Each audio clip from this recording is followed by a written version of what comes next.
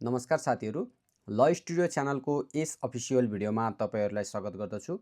आजको यस भिडियोमा कानुनको व्याख्या अर्थात् इन्टरप्रिटेसन अफ स्ट्याट्युट्स अन्तर्गत रहेर जनरल थ्योरिज अफ इन्टरप्रिटेसन अर्थात् व्याख्याका सामान्य सिद्धान्तहरूको बारेमा हामी यस भिडियोमा छलफल गर्छौँ।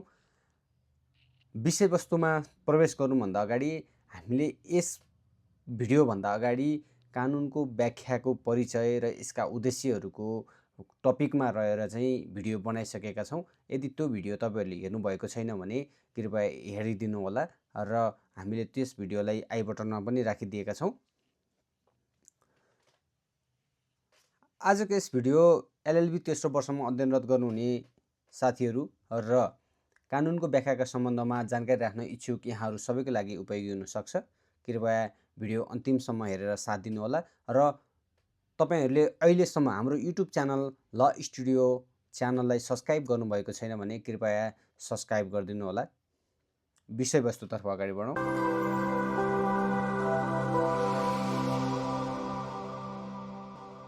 जनरल थ्योरिज अफ इन्टरप्रिटेसन अर्थात् व्याख्याका सामान्य सिद्धान्तहरू अन्तर्गत 1 नम्बरमा रहेको छ a statutes is to be read as a whole अर्थात् यसलाई समुच्च रूपमा पढ्नुपर्छ भनेर भनिन्छ।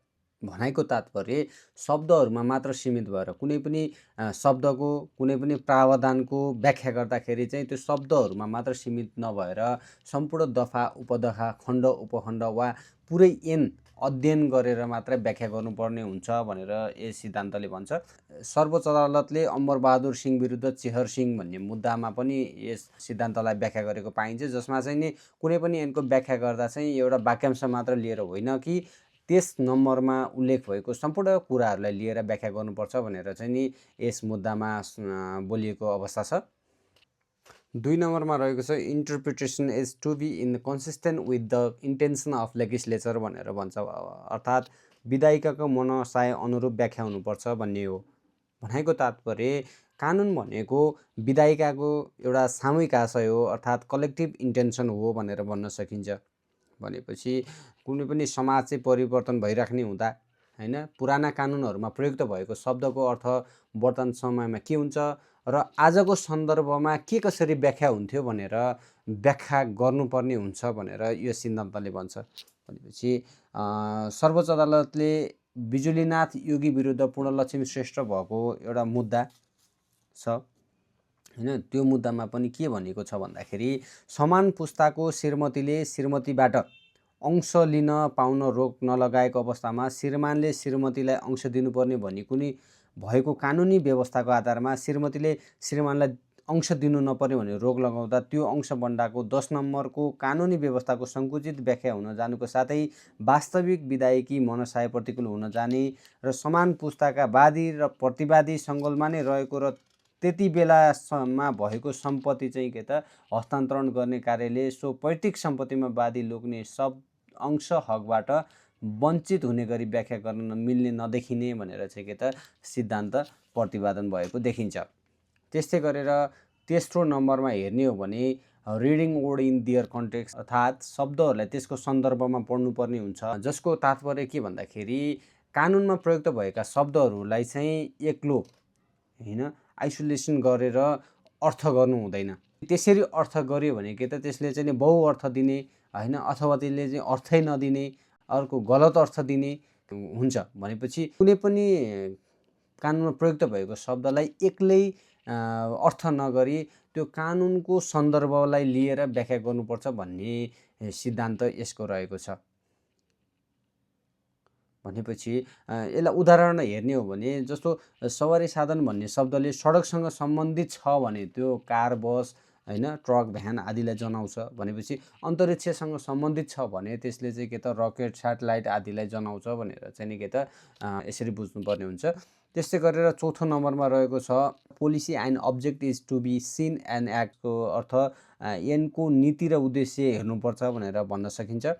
जब कानुन शब्दहरू बाजिएको हुन्छ भने व्याख्या गरिँदा कुन समस्या समाधानको लागि ऐन कानुन बनेको छ भन्ने आधारमा व्याख्या गर्नुपर्दछ। जस्तो जीव मास्ने बेच्ने नियन्त्रण गर्न बनेको ऐनको मुख्य उद्देश्य भनेको चेलीबेटी बेचबिखन हुन दिनबाट रोक लगाउनु हो भनेपछि यो ऐनको कुनै पनि भाग, कुनै पनि दफा, कुनै पनि उपदफा व्याख्या गरिँदा चाहिँ यसको मूलभूत उद्देश्य अर्थात् यो चेलीबेटी बेचबिखन हुन दिनबाट रोक लगाउने भन्ने कुराहरूलाई नै ध्यानमा राखेर व्याख्या गरिनुपर्छ भन्ने कुराहरू चाहिँ यस सिद्धान्तको रहेको छ। यसमा सर्वोच्च अदालतले पनि एउटा मुद्दामा व्याख्या गरेको छ, जसमा चाहिँ नि गोपाल प्रसाद पाण्डे विरुद्ध सर्वोच्च अदालत नेकापा 2069 अङ्क 10 नियम 8895 मा चाहिँ कुनै पनि कानुनी व्यवस्थाको व्याख्या गर्दा कुनै शब्द विशेषलाई मात्र हेरेर हुँदैन, सोसँग सम्बन्धित समग्र कानुनी व्यवस्था र त्यसको कानुनी व्यवस्था गरिँदाका परिवेशलाई पनि हेर्नुपर्दछ। सो कानुन कुन परिवेशमा ल्याएको हो र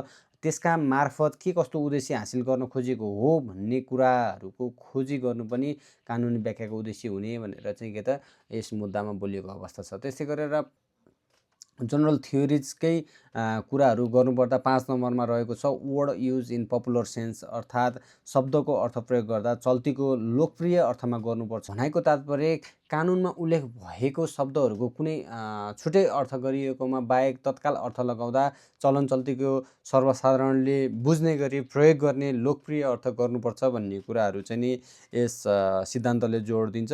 सर्वोच्च अदालतबाट एउटा मुद्दा सुमित्रा सेठ विरुद्ध प्रधानमन्त्री तथा मन्त्री परिषदको कार्यालय भएको नेकापा 2063 अङ्क 12 नियम 7794 मा पनि बोलिएको अवस्था छ।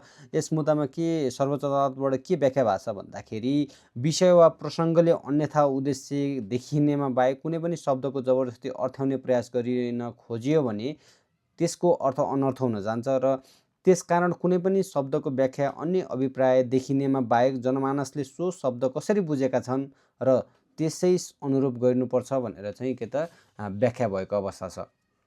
त्यस्तै गरेर 6 नम्बरमा हेर्ने हो भने statutes is to be interpretation in such way to make it workable effective, अर्थात् कुनै पनि शब्दलाई व्याख्या गर्दाखेरि बेकममा नहुने गरी व्याख्या गरिनुपर्छ भन्ने नै रहेको छ। भनाइको तात्पर्य विधायिकाले जुन उद्देश्यको लागि कानुनको निर्माण गरेको हो सो उद्देश्य विपरीत हुने गरी व्याख्या गर्नु हुँदैन। कानुनमा प्रयुक्त शब्दले अमान्य अर्थ लगाउँछ भने त्यस्तो अर्थ नलगाई मान्य अर्थ लगाउनुपर्छ भन्ने कुराहरू यस सिद्धान्तले गर्छ। त्यस्तै गरेर 7 नम्बरमा रहेको छ if the act is clear it is to be enforce भन्छ, अर्थात् यदि ऐन स्पष्ट छ भने लागू गर्नै पर्छ। भनाइको तात्पर्य कानुनमा प्रयुक्त शब्दले स्पष्ट अर्थ दिन्छ भने व्याख्याकारले अर्को अर्थ खोज्नु हुँदैन, ताकि यस्तो अवस्थामा यो शब्दले अन्यायपूर्ण छ, यसको परिणाम नराम्रो छ भन्नु मिल्दैन।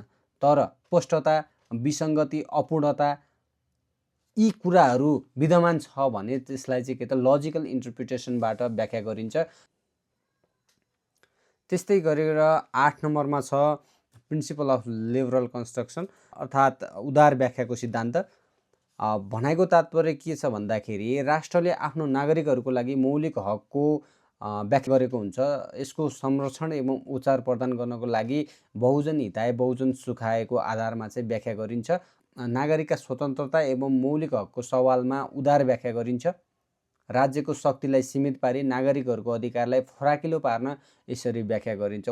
त्यस्तै गरेर 9 नम्बरमा रहेको छ कन्स्ट्रक्सन अट्रेस म्यागिस भ्यालिड क्वाम पिरियड, अर्थात् विधिको अर्थ लगाउँदा तर्कसङ्गत वा तात्पर्यबोध हुने गरी गर्नुपर्दछ। इन वर्ड कन्स्ट्रक्सन अट्रेस म्यागिस भ्यालिड क्वाम पिरियडलाई चाहिँ हामी के त it's better for thing to have effect than to be made void भनेर चाहिँ भन्छौँ। भनेपछि कुनै पनि भाषा अथवा शब्द अथवा कुनै पनि कानुनमा प्रयुक्त भएको शब्दको हामीले व्याख्या गर्दा चाहिँ उक्त शब्दले उक्त भाषाले चाहिँ अनुमति दिएसम्म वा कानुनको सर्वमान्य सिद्धान्त प्रतिकूल नहुने गरेर कानुनको व्याख्या चाहिँ बृहत रूपमा गर्नुपर्दछ भन्ने अर्थ चाहिँ यसको रहेको छ।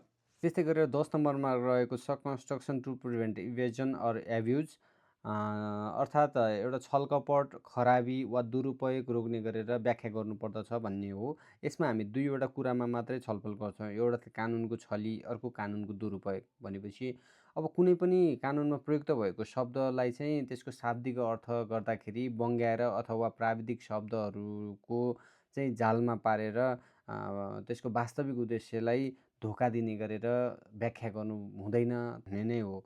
भनेपछि अब कानुनको दुरुपयोग रोक्ने गरी व्याख्या गर्नुपर्छ, जसको अर्थ के भन्दाखेरि कहिलेकाहीँ त मानिसहरूले आफ्नो फाइदाको लागि होइन कानुनको गलत व्याख्या गर्न सक्छ।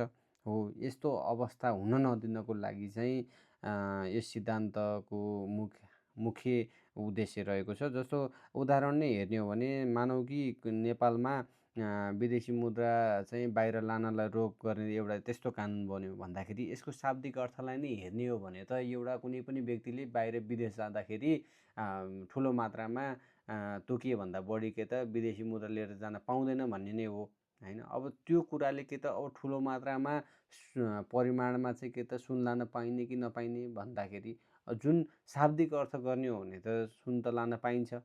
भनेपछि अब यस सिद्धान्तको मुख्य उद्देश्य के भन्दाखेरि अब यसरी आफ्नो फाइदाको लागि चाहिँ के त कानुनलाई नै बङ्ग्याएर त्यसरी व्याख्या गर्नु हुँदैन, यो रोक्नको लागि नै के त यो सिद्धान्तको अपरिहार्यता छ भन्ने कुराहरू चाहिँ के त यस सिद्धान्तको मेन उद्देश्य रहेको छ। आज हामीले यस भिडियोमा व्याख्याको सिद्धान्तहरू होइन, जनरल थ्योरिजहरूको बारेमा हामीले छलफल गऱ्यौँ। यस भिडियोमा आइपुग्दासम्म यहाँहरूले के बुझ्नुभयो के बुझ्नु भएन, अब सबै बुझ्नुभयो होला भन्ने मैले आशा गरेको छु। यदि तपाईँले यो अहिलेसम्म तपाईँहरूले यस हाम्रो च्यानल ल स्टुडियोलाई सब्सक्राइब गर्नुभएको छैन भने सब्सक्राइब पनि गरिदिनु होला। अन्तिमसम्म हेर्नुभएकोमा यहाँहरू सबैलाई धन्यवाद।